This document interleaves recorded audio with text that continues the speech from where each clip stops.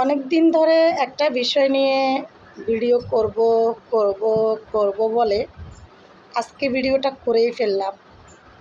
একটা বিষয় নিয়ে না বললে নয়। এই যে পলাশ সাহার মৃত্যু হয়েছে পর্যন্ত এত প্রকার ভিডিও সামনে এসেছে, সত্য কোনটা মিথ্যা কোনটা কিছুই বুঝতেছি না। তাদেরকে নিয়ে অনেক কন্টেন্ট ক্রিয়েটর কন্টেন্ট তৈরি করেছেন, পাবলিসিটি করেছেন এবং এটাকে যত পরিমাণ ভাইরাল করা যায় তত পরিমাণ ভাইরাল করেছেন। হয়তো কিছুক্ষণ মায়ের গায়ে কালি লাগিয়ে দিয়েছেন, আর কিছুক্ষণ বউকে ভালো বলেছেন। সেখানে অনেকে আবার কমেন্ট করেছেন মা ভক্ত ছেলেরা যেন বিয়ে না করে, মা ভক্ত ছেলেদের জন্য যেন বউ না আনে। আচ্ছা, যারা এই কথাগুলো বলতেছেন আপনারা কি কখনো মা হবেন না? না আপনারা চিরকুমারী থেকে যাবেন, বিয়েও করবেন না? হ্যাঁ, এরকম যদি হয় না, যারা অবিবাহিত আছো না তাদের আর বিয়েও হবে না। যে কথাগুলো বলতেছ এইভাবে, তো আপনারা যেরকম ভিডিওগুলোর ক্লিপ অনলাইন থেকে দেখছেন, সরাসরি কেউ দেখেন নাই তাদের আত্মীয় স্বজন ছাড়া। আবার কিছু কিছু কন্টেন্ট ক্রিয়েটর মায়ের মুখের শোনা কথা এবং বউয়ের মুখের শোনা কথা দিয়েই আপনারা কন্টেন্ট তৈরি করতেছেন। তবে এই যে ছোট ছোট ভিডিও ক্লিপগুলো আপনারা যেগুলো আমাদের মাঝে শেয়ার করেছেন, বিভিন্ন কন্টেন্ট ক্রিয়েটর সাংবাদিকরা, তাদের এই ক্লিপ থেকে যতটুকু বুঝলাম, এখানে মায়ের দোষ নাই যে আমি বলবো না, মায়ের দোষও আছে।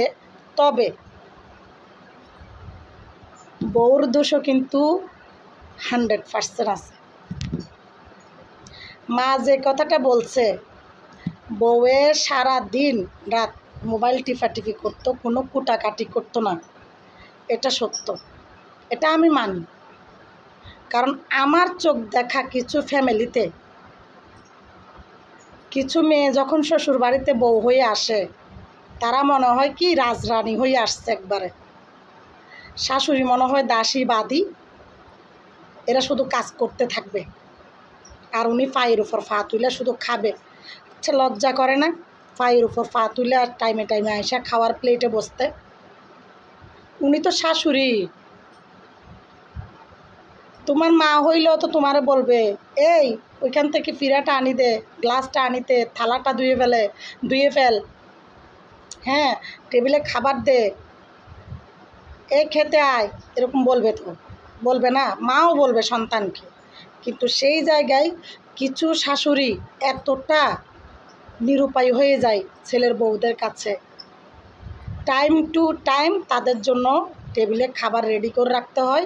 তারা জাস্ট 3 বেলা টাইমে টাইমে খেতে আসে নির্লজ্জের মতো, যেন এই শাশুড়িগুলো তাদের টাকায় কিনে রাখা বাদী, দাসী।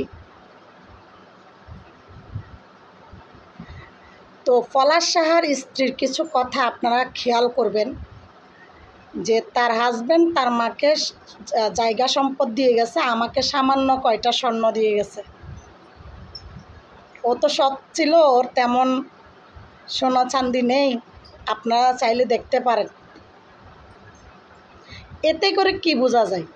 একজন হাজব্যান্ড মারা গেছে, একটা স্ত্রীর হাজব্যান্ড মারা গেছে, সে শোকাহত হবে, সেখানে সম্পদ আর সামান্য স্বর্ণ এগুলো বলা বলি করতেছে, আর এই দোষগুলো কারোর চোখে পড়তেছে না। আর শুধু মা এরকম করছে, ওরকম করছে, ওরকম করছে। হ্যাঁ করছে, শাশুড়িরা করে, শাশুড়িরা অতি একটু ফোলাভক্ত হয়, পরের মেয়েকে একটু দোষ ধরাধরি করে, পরের মেয়েটাকে নিজের মেয়ে ভাবতে পারে না। হ্যাঁ, এটা এটা ঠিক আছে, এটা মানি।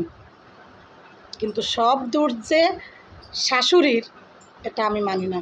শাশুড়ি যে কথাগুলো বলেছে এগুলো যে সবগুলা ফেল না, একদম ফেলে দেওয়ার মতো, এটাও আমি মানি না। কারণ আমি সত্য চোখে দেখা কিছু কথা বলতেছি। কিছু মেয়ে শ্বশুর বাড়িতে আইসা রাজরানী হয়ে যায়, বুঝছ? এই কথাগুলো যদি বলার ক্ষেত্রে আমার কোনো ভুল ত্রুটি হয়ে থাকে, সুন্দর ক্ষমা দৃষ্টিতে দেখবেন। পলাশ সাহা মরে গেছে, পলাশ সাহা নিজেই জানে কার জন্য মারা গেছে, এর মৃত্যুর রহস্য কি।